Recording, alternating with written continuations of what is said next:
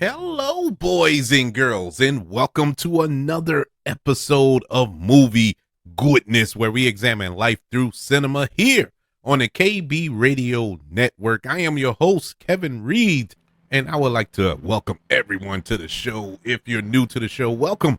I hope that something today will help you subscribe and continue to listen to the KB Radio Network. And if you're returning to the show, welcome back, everybody. It has been a weird couple of months for me as far as my schedule is concerned. I've been super busy. Life has been lifing, and I thank God for a peace of mind, because I know a few years back I would have lost my mind. I wouldn't be doing the show. I would just be soaking somewhere, But I've been pressing on. I guess I'm getting older and more experienced. I'm a little wiser now. It only took me 45 years, but I've gotten there, and I'm not quite there yet, but I'm getting there. But y'all didn't tune in to hear me squabble about me. Y'all are here because we have a subject to talk about today. Now, I was going to do this show last week. Initially, this was last week's show, but like I said, life was lifing and things came about, and I wanted to talk about something else last week. So this week, I said, rain, sleet, or snow, we're going to discuss this topic. And it's none other than the recent revelation of this scandal, these accusations that have been levied against certain, I guess you could say higher ups. Well, not so much higher ups. I'm not saying executives, but people who are prominent over at Nickelodeon. And, as a kid growing up, I used to watch Nickelodeon. Now, the subject we're going to talk about today which was the subject of this documentary that came out on Max and on the not Disney, but Discovery Plus streaming service, Quiet on the Set. It was during a time when I wasn't watching Nickelodeon. I had aged out of Nickelodeon at that point. So these shows that they were talking about on there, I had no knowledge of. I knew a little bit of it because of my kids. They used to watch these shows, iCarly and Victorious and all that other good stuff, Drake and Josh. I didn't know anything about them, other than watching them watch it. But it's a lot that took place, man, behind the scenes, and watching some of the clips of them of those shows. Really, like, man, this is for kids. And they really dove into it in that documentary, which is the quote unquote film, but it's not a film. It's a 4-part documentary, or 5-part. I can't even remember, but it is a documentary series that was on those streaming services. So that is the show or film that we're going to review today. Quiet on the Set, the dark side of kids TV. But let's dive into Nickelodeon for a second, and what made Nickelodeon so special when I was coming up. Nickelodeon was just the network that was for kids, you know what I'm saying? And it still is, I guess, but it was for kids. It's something that you can click on and don't have to touch a remote for the rest of the day. When you was younger, at least when I was younger, I used to watch Today's Special, You Can't Do That on Television, Double Dare, all those good shows that came on, and then the cartoons that came on that network, Doug and I think Recess was Disney. But Doug and Rocco's Modern Life and Ren and Stimpy, which is another show that if you go back and watch it as an adult, you're like, man, I can't believe I watched this as a kid. Because it was very risque, should I say. But Nickelodeon is a paid TV channel that is owned by Paramount. Paramount owns Nickelodeon, and initially it was launched on April the 1st, 1979. Yes, 2 weeks after I was born. And so me and Nickelodeon are the exact same age. It is the first cable channel for children. The channel is primarily aimed at children and adolescents from age 2 to 17, along with a broader family audience through its programming block that it has. Throughout history, Nickelodeon has introduced several sister stations and programming blocks. You had Nick Jr., which was for preschool kids. That was the morning block that launched in January of 1988. You also had Nicktoons, which is based on the flagship brand, and it was launched as a separate sister station in 2002. But in 1999, Nickelodeon partnered with Sesame Workshop to create Noggin, which is a educational brand consisting of a cable channel and an interactive website. Two blocks aimed at teenage audiences, Teen Nick, previously on Nickelodeon, and The End, previously on Noggin, were merged into a standalone station, Teen Nick, in 2009. As of September of 2018, the channel is available in approximately 90 million households in the United States. Nickelodeon is also prominent in other forms of media. You had Nickelodeon Games, which is a video game division of Nickelodeon. It was originally a part of Viacom Consumer Products, which earlier games being produced by Viacom New Media. They started a long-standing relationship with the game publisher THQ. THQ's relationship with the network started off when THQ published their Ren and Stimpy game for Nintendo consoles in 1992.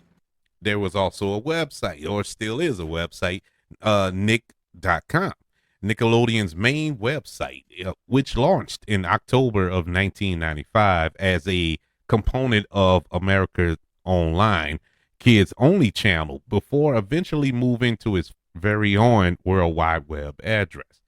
It provides content as well as video clips and full episodes of Nickelodeon series available for streaming. The website's popularity grew to the point where in March of 1999, Nick.com became the highest rated website among children from age 6 to 14 years of age. Nickelodeon used the website in conjunction with television programs, which increased traffic. In 2001, Nickelodeon partnered with Networks Incorporated to provide broadband video games for rental through Nick.com. The move was a further step in the multimedia direction that the developers wanted to take the website. There was Nickelodeon Magazine, which was a print magazine that was launched in 1993. The channel had previously published a short-lived magazine effort in 1990. Nickelodeon Magazine incorporated informal nonfiction pieces, humor, including pranks and whatnot. You had interviews in the magazine, as well as recipes, which included the recipe for green slime cake, and a comic book section in the center of each issue featuring original comics by leading underground cartoonists, as well as scripts about popular Nicktoons. It ceased production after 16 years in December of 2009, citing a sluggish print magazine market at that time. A new version of the magazine was published by Paper Cuts from June of 2015 to mid 2016. Nickelodeon also had his own radio network, Nick Radio, which launched in September of 2013 in partnership between both the network and iHeartRadio, which distributed the network mainly via its iHeart Network web platform and mobile apps. And of course, you had Nickelodeon Movies, and you still have Nickelodeon Movies. And this was the motion picture production company, which was founded way back in 1995. And, it was billed as a family entertainment arm of Paramount Pictures. And we had some interesting films come out of Nick Movies. You had Harriet the Spy. You had the Rugrats movie, and SpongeBob films that came out of that. And just recently, as last year, you had the Teenage Mutant Ninja Turtles Mutant Mayhem come from Nickelodeon movies. And you had the theme experiences and hotels that comes out of Nickelodeon. You know, you have Nickelodeon Universe, which is at the Mall of Americas, and is the first indoor Nickelodeon theme park in the United States. Before being rethemed to Nickelodeon in 2007, the park was themed as Camp Snoopy. The theme park contained a variety of Nickelodeon themed rides, which include SpongeBob SquarePants, Rock Bottom Plunge, Fairy Odd Coaster, and Teenage Mutant Ninja Turtles Shell Shock. Nickelodeon and Triple Five Group opened a second Nickelodeon Universe theme park in the American Dream Meadowlands complex in October of 2019. Upon opening, it became the largest indoor theme park in the Western Hemisphere, unseating the Mall of America's Nickelodeon Universe, which had the title from 2008 to 2019. And this one here, it cuts deep, because I remember when they announced this particular one, I was so excited until they made another announcement. And the announcement was in August of 2009, Nickelodeon and Southern Star Amusements announced that it would build a Nickelodeon universe in New Orleans, Louisiana. And it was going to be on the site of the old Six Flags New Orleans at the end of 2010. In case you don't know the story of the old Six Flags here in New Orleans, it was popping until Hurricane Katrina. Then Hurricane Katrina completely wiped out the Six Flags, and it's been barren ever since. It's just there. It's the biggest blighted property you ever want to lay eyes on. And they announced that they were going to revitalize it and create the new Nickelodeon Universe theme park there. And I was, look, around that time, I was in my late 20s, early 30s. I don't even remember. It's been so long. But I was excited. I was going. I was going. But this was set to be the first outdoor Nickelodeon Universe theme park. But on November of that same year, 2009, Nickelodeon announced that it would end its licensing agreement with Southern Star Amusements. Now, there's a lot of politics that go into that. That's a subject for a whole nother show, why they put the kibosh on that deal. But it was foolishness, the reasoning behind it. But regardless, it didn't happen, and I was hurt. I was hurt by that. But nonetheless, I didn't mean to go all into all that. But anyways, the Nickelodeon reach is so big. You know, they had hotels, brands, cruise lines. You know, they go international. It is a lot that is connected to Nickelodeon. Nickelodeon still to this day has a stronghold on children's television. And that's why this story, this documentary, is so gut-wrenching to a lot of people who grew up loving Nickelodeon, who grew up loving these characters and these actors who are in these shows. You know, I'm not counting the cartoons, because we're mainly going to be talking about the live action shows that was on Nickelodeon. And it's like, man, never meet your heroes, you know. It's basically what it is, because my daughter is the one who hit me to this documentary. I knew about it. I knew the stories behind it. You know, I read up on it and all this other good stuff. But to actually watch that documentary, and great job by everyone who put that together, went in depth. That was a brutal environment that was going on over there at Nickelodeon during this time. But not so much Nickelodeon, and I know a lot of people are harping on Nickelodeon itself, but it's really condensed to just a few individuals, and that's enough. One is enough. But there was a couple of individuals that really made it bad, and one in particular, and that is Dan Snyder. And Dan Snyder is the he was an executive producer of a lot of those shows, or a producer, a writer, head writer, created a lot of those shows over there at Nickelodeon that a lot of children grew up loving and watching throughout their childhood. I know my kids were. They loved all those shows, and to find out what really was going on behind the scenes, which looked like the best environment ever for a kid. You know, I was envious at one time. I like, man, I wish this stuff was around when I was a kid so I could have got on the show. You know, it was like that. It looked so much fun.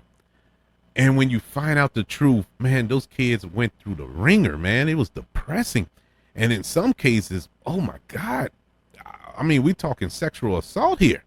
It was a lot going on behind the scenes that would make your stomach turn. I actually was watching that documentary feeling nauseous, like, oh my God, where were the parents at? But when you watch it, it said like the parents weren't allowed on set and all this here. That would have been the red flag for me. That would have been it for me. Well, if I'm not allowed on set, my daughter's not allowed on set. So that would have been it. So that's just me though.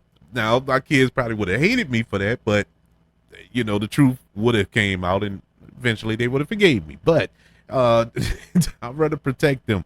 It's my job to protect them. But a lot of those parents didn't know. A lot of those parents felt, okay, this is how it is. These are the rules. No problem, because we can distract the kids from doing their jobs and stuff like that. I can see where that would throw people off, or in this case, be okay in certain parents' eyes. But for me, it wouldn't have flew. But Dan Snyder, let's go through the history of Dan Snyder. And I grew up knowing this dude because I watched him when I was younger. You know, he was an actor. He started off as an actor. I finally remember him from two particular projects. Number one of my favorite movies from the 80s, the 1985 film Better Off Dead, where he played what, of course, now when you look back in hindsight, the character fit him. He was just creepy and cringeworthy as you can get. I mean, he really played that character on Better Off Dead. And, you know, back then it was funny. You know, I laughed at it then. Now, thinking back on it, I'm like, ugh, you know, this is really who he is. But I remember him from that movie. He wasn't the main star of the movie, but he was in the movie. And as playing the character of Dennis on Head of the Class, that TV show that came out, I think in 1986, and it ran till what, 90, 91. I remember that show because Robin Givens was on that show, and I had a huge crush on her. But yeah, he was on that show for that duration of time, and I figured this dude would be a prominent guy, you know, going forward. But he never was. He kind of dropped off, you know. But if you knew, you knew. He really worked behind the scenes after all of that. That's when he went to Nickelodeon. He started a career working for that network, and he was a writer and producer on a lot of those shows. Now, one show I did watch, which was the first show that he created over there, or helped create over there, was All That. And All That ran from 1994 to 2005. I watched All That because All That was the kids' version of Saturday Night Live. It was a sketch show, and it was funny. That's where you got Keenan and Cal, you know, you got Amanda Bynes and stuff like that. All that speared off from that show. And so he created Keenan and Cal, like I said, the Amanda Show. He also created Drake and Josh, Zoe 101, iCarly, Victorious, Sam and Cat, Henry Danger, Good Burger, the movie. You remember the movie Good Burger?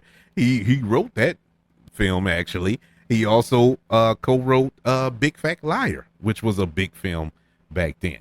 But all good things come to an end, because in the wake of the Me Too movement, details about his alleged sexual misconducts and gender discrimination allegations towards Nickelodeon employees, many of them underage, were made public beginning in 2018. In response to the allegations, Nickelodeon ended their relationship with the longtime producer and writer. The first report of Nickelodeon parting ways with Snyder was in March of 2018. Also reported that there were complaints about Snyder's behavior. They included the accusations that he had well documented temper issues for years, and that on Twitter he often posted pictures of feet of the young actresses he was working with, or should I say, working for him.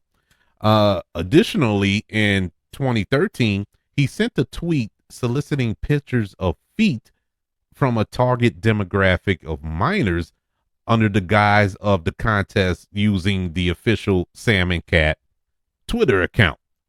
In June of 2021, the New York Times reported that Nickelodeon's decision to sever ties with Snyder came after the parent company Viacom CBS completed an internal investigation that found evidence of Dan Snyder's verbally abusing, I should say, his colleagues. Some of these colleagues told the newspaper that they found him to be difficult to work with and prone to tantrums and angry emails.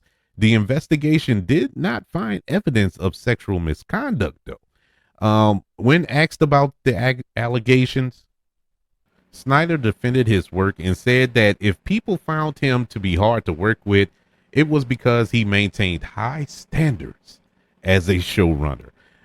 In August of 2022, Insider reported several new allegations from former actors and employees, including accusations of gender discrimination and asking for massages from adult female colleagues. A person close to Snyder said Snyder regrets ever asking anybody for a massage and agrees it was not appropriate. And that leads us to this 5-part limited documentary TV show that was streaming on Max and Discovery Plus, and it is none other than Quiet on Set: The Dark Side of Kids TV. And it details the behind the scenes world of children's television from the late 90s to the early 2000s, with a special focus on Dan Snyder's tenure as a producer and showrunner on Nickelodeon. The first 4 episodes aired between March 17th and 18th of this year on Investigation Discovery, and the 5th episode is scheduled for release on April the 7th. Yes, we have one more episode left in this series. But the show begins, at least the series begins, with the brighter side. You know, it starts off at the beginning when Dan Snyder came to Nickelodeon, and he started with his first big hit, All That, which aired in 1994. And there was interviews with writers on the show, 2 in particular, 2 female writers, Christy Staten and Jenny Kilgin. They accused Snyder of underpaying them and persuading, or at least presiding over, a rampant misogynistic culture in the writer's room. And so, and it's depicted all in the show, very clear, very clear, that this was going on. As the show progressed, issues regarding the actors in Snyder's production were covered. You had one actress, Alexa Nicholas, who detailed her experience working on the series. Zoe, I'm about to say 911, 101. You had former cast and crew members of All That, The Amanda Show, and other Nickelodeon shows appear as well. Now, the bombshell really started to drop in episode 3. In episode 3, we had Drake Bell. And for those who don't know, Drake Bell is from Drake and Josh, a very popular show on Nickelodeon. How I know it's popular, I'm saying it's popular in my house because my daughter loved that show. And so she knew all about that show. But Drake Bell revealed he was sexually abused by a former Nickelodeon dialogue coach by the name of Brian Peck, who is no relation to Drake and Bell's co-star Josh Beck. But Peck, I should say. Peck was arrested and charged in 2003 of sexually abusing a child. But the victim's name had been sealed and we don't know who that was. Now, letters to persuade a judge in support of Peck were also revealed, including such actors as James Marsden, uh, Kimmy Robertson, Alan Thicke, when he was alive, God rest his soul, Joanna Kearns, Ryder Strong, and many others. Now, Joanna Kearns, who we all know as the mother on Growing Pains, she issued a statement to the documentary maker in the episode that she was unaware of the full extent of the case at the time and now regrets her letter of support.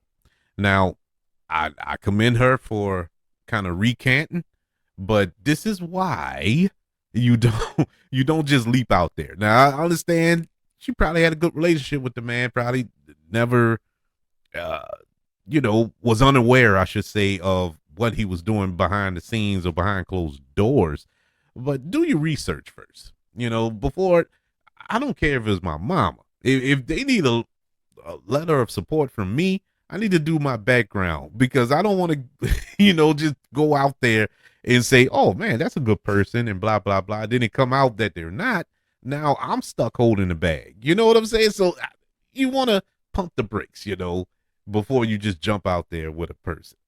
Especially if it's somebody outside of your family. I joked about the mother thing. If it's family and you know them, you grew up with them, you're around them a lot, you can pretty much tell. But if it's somebody you just worked with, especially if you worked with them years ago, you don't know what's going on lately with that person.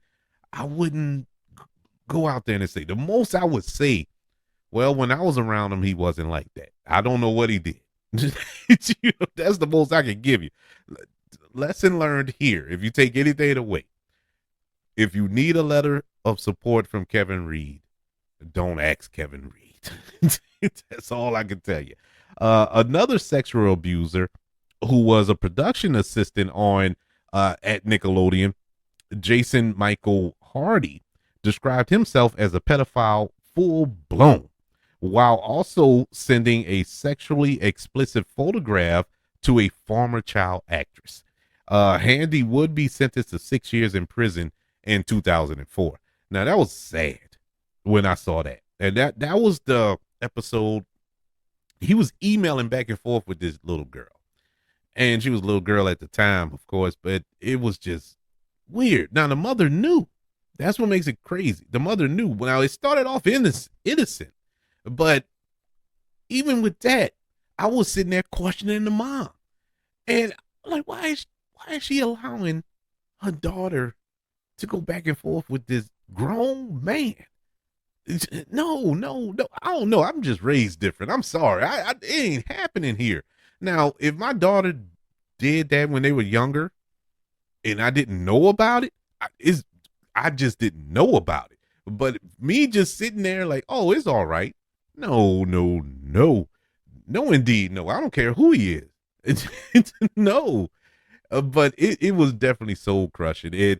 Like I said, it did start off innocent. He was giving her tips on how to make it in the industry and blah blah blah. And then one thing led to another. He sent her a new picture. What? What is happening right now? Why would you? Why? Ah, man, people are disgusting. I just don't get it, man. Now, some of the other things that they were touching on in the documentary that just blew my mind. During this time, we had a director, I think her name Mary Robertson, came out and had some comments about some things, because she noticed a string of viral videos showcasing inappropriate scenes from Snyder's produced shows. One video she noticed was one of Ariana Grande. Yes, we all know Ariana Grande, accomplished pop star, but she got her start on Nickelodeon on Sam and Cat. Now, it was very weird when they showed it in the documentary. And I just cannot imagine as a child watching this show, like, what is going on? But Ariana Grande, as the character of Cat Valentine from Victorious, poured water on her face while lying upside down. Another clip depicted Jamie Lee Spears, yes, Britney's little sister, in an episode of Zoe 101, get squirted with a bottle of liquid, and the liquid was like a lotion or something, sunscreen or something, getting squirted in the face with it. Now, I'm not going to go into detail what that symbolizes. If you're a grown adult, you know exactly what that symbolizes. So, I mean, it was just completely inappropriate. And that's just two examples. They had many others on the show. But the director, Mary Robinson, now she wasn't the director on these shows, but she was just pointing it out. She thought that those two clips alone invoked a kind of pornographic imagery and not appropriate for children. Now, Mary Robinson went on to partner with Business Insider reporter Kate Taylor to reach out to dozens of actors and crew members who worked on the sets of Snyder's shows.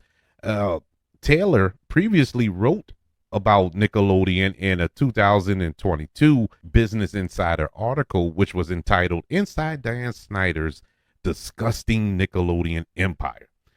Taylor's article partially influenced the direction of this documentary. Emma Swartz, who partnered with Mary Robinson on this documentary, she noted that the many individuals who responded to the offer were relieved that they could share their negative experiences, but several more were still afraid to come forward with their experiences. They also attempted to reach out to Dan Snyder, but he refused to appear on camera.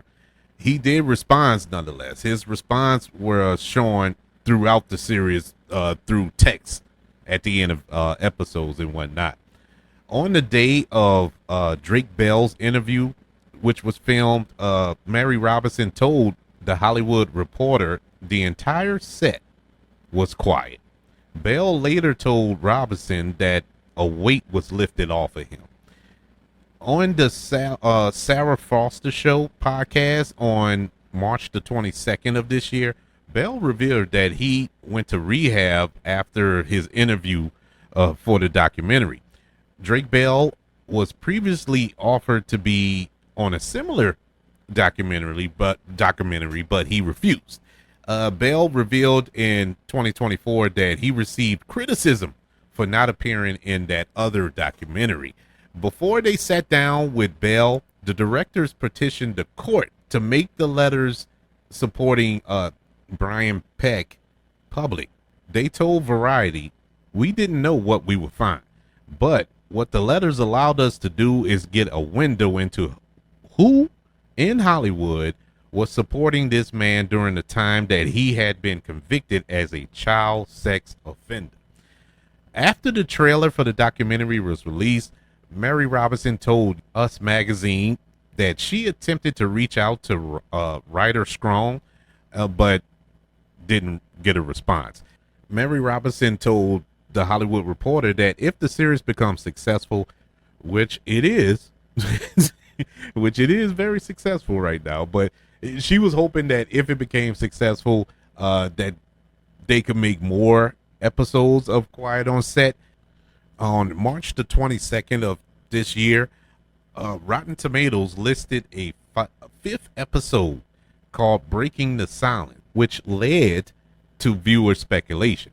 On March the 26th of this year, Investigation Discovery confirmed that the fifth episode will air on April the 7th and that Drake Bell will make another appearance. Now, the president of Investigation Discovery and the affiliated networks stated that the episode will dig deeper into the critical conversation the docuseries ignited and explore the lingering questions left in their wake to provide further insight from the brave voices who've spoken out previously and those who are coming forward again.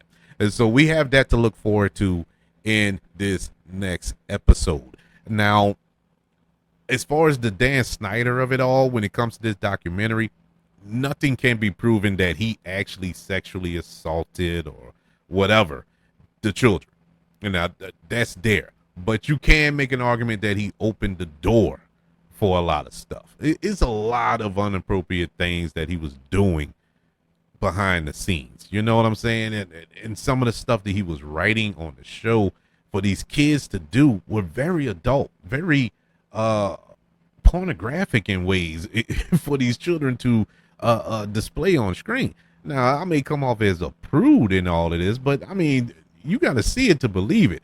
I never thought that I would look at something like this and be like, oh my God, this is inappropriate. This is inappropriate. You know, I'm like, this is disgusting. How was this allowed? How this got past censors? How this got past the board of the board of executives and stuff like that? Who was driving the ship? They had the inmates running the asylum here. It really wasn't kids television. Now, I know a lot of the shows that we named, you know, the iCarlys and Zoe 101s and stuff of that nature, they were more preteens. But even then, they shouldn't have been watching that stuff. That stuff, that is some dirty. I can catch a joke. I can see a joke that's kind of adultish. I've watched shows like that. I've watched movies like that is kind of over your heads of the kids. You know, the kids wouldn't catch it, but they'll say little jokes. That's for the adults who are watching with their kids. It's not for the kids. That's one thing. It's another thing to display certain things that these children were doing in these shows, and it was made to look like it was okay, and it was far from being okay. And that's him. That's all him. Yeah, it's very sad to see that, because that generation who grew up with these shows, you know, it taints it a little bit. You know what I'm saying? It really puts a black eye on their childhood. And I can imagine it's upsetting to a lot of them. Some probably don't care. Many probably don't even care. You know, they thought it was funny. They were entertained when they were kids, and they don't care. It didn't ruin their lives and all this here. Okay, that's fine. But what about the kids who were on the show? Those kids' lives are messed up. Amanda Bynes' life is messed up. Drake Bell's life is messed up. You know, they talked about some of the black actors and actresses who were kids on that show. All that, you know, how they were treated. It was some racist stuff, man. Some really racist stuff that went on as well. And you have these people being interviewed who were kids at the time. Now they're adults. Now they have children of their own. And they were asked, you know, would you allow your children to become actors or actresses or whatever? Flat out, no.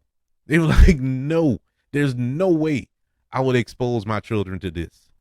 Because it's not just relegated to Nickelodeon. It's not just there. You know, I've read the stories of Charlie Sheen and Corey Haim. If you don't know, Google it.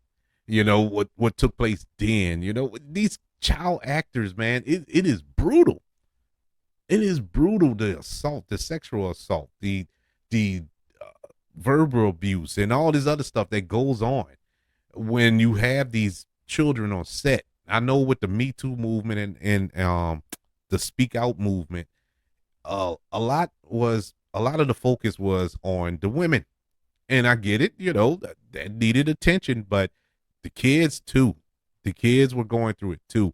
Long story short, Hollywood is a cesspool. Hollywood is not for the faint at heart, man. There's a price for fame. Are you willing to pay it? Me, no.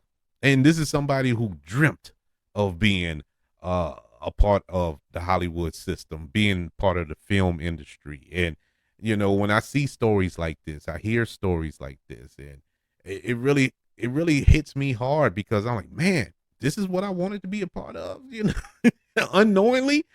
I'm glad I'm where I'm at. I'm glad I'm here talking to all of you rather than uh talking to that documentary crew about how I was abused in some shape, form, or fashion, or attempt abuse on me, because I don't think that would have flew with Kevin Reed. I don't think it would have went so well for those who would have tried. Of course, I don't know. I don't know. I don't think I have the sex appeal.